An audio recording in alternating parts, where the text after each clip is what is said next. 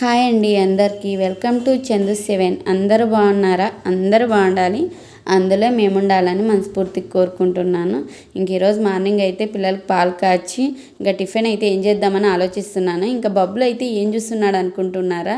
బొమ్మలు కాదండి, అది మహాభారతము స్టార్ సువర్ణలో మార్నింగ్ 8కి వస్తుంది.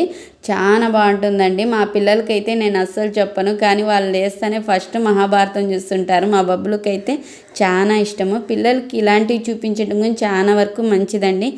ఈరోజు అయితే పిల్లలకి ఎంతో ఇష్టమండి సేమియా ఉప్మా చేస్తున్నాను. సేమియా ఉప్మా చేసినానంటే ఇంకా బాక్స్కి తినడానికి రెండు అదే కావాలంటారండి మా పిల్లలు. ఇంకా ఫస్ట్ అయితే ఆయిల్ వేసుకొని ఆయిల్లోకి ఆవాలు, జీలకర్ర అలాగే పచ్చిమిర్చి వేసానండి.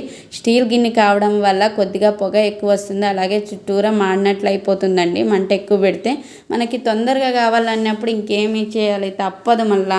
ఇంకా తర్వాత అయితే ఉల్లిపాయలు అయితే వేసుకున్నానండి. నేనైతే చాలా తక్కువ ఇంగ్రీడియంట్స్ వాడతాను వంటల్లోకి. అన్నీ ఎక్కువ వేసేసి అది కచ్చా పచ్చిగా చేయడం నాకైతే అస్సలు ఇష్టం ఉండదండి. ఇంకా తర్వాత అయితే కూడా కరివేపాకు అలాగే టమాటాలు వేసుకున్నాను. ఒక 2 తరిగిండే టమాటాలు. చాలా అంటే చాలా ఈజీ ప్రాసెస్ అండి. 10 నిమిషాలు సేమియా ఉప్మా అయితే రెడీ. పిల్లలకి మ్యాగీ అంటే చాలా ఇష్టం కదా, అందుకే నేను సేమియా ఉప్మా చేస్తాను ఎక్కువగా. ఇంకా పక్కనైతే వేడి నీళ్ళు పెట్టుకున్నానండి.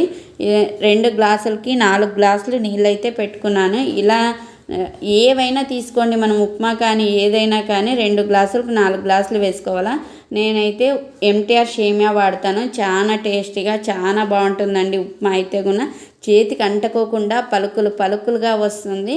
ఇంకా తర్వాత అంతా వేగిన తర్వాత ఎర్రగైన తర్వాత సేమియా అయితే వేసుకుంటానండి. సేమియాని బాగా మిక్స్ చేసుకొని రెడ్ అయిన తర్వాత వాటర్ వేసుకోవాలా. మామూలుగా అయితే వాటర్ ఉడికిన తర్వాత సేమియా వేస్తాము.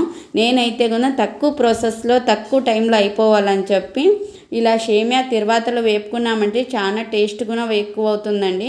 ఇంకా సేమియా ఎర్రగైన తర్వాత ఉప్పు అయితే వేసుకున్నాను. నీళ్ళు పక్కన మరగబెట్టుకున్నాను కదా, నీళ్ళు సలసలా అని మరగల్లా, అప్పుడే మనం సేమియాలోకి వేసుకోవాలండి. అప్పుడే టేస్ట్ వస్తుంది. మనం నీళ్ళు కొంతగా గోరువెచ్చగా ఉండి వేడైనప్పుడు వేసుకున్నామంటే టేస్ట్ అనేది అస్సలు ఉండదండి, పోతుంది. నాకు తెలిసి నేనైతే ఎప్పుడు ఉప్మా చేసుకున్నా ఇలాగే చేసుకుంటాను. సేమియా కానీ మామూలు ఉప్మా కానీ నేను ఇలాగే చేసుకుంటాను. ఎందుకంటే ఒక్కొక్కసారి మనం ఎంత తొందరగా పనులు చేసుకోవాలన్నా కూడా అంత లేట్ అయిపోతుంది. ఈరోజు కూడా నాకు అలాగే జరిగింది.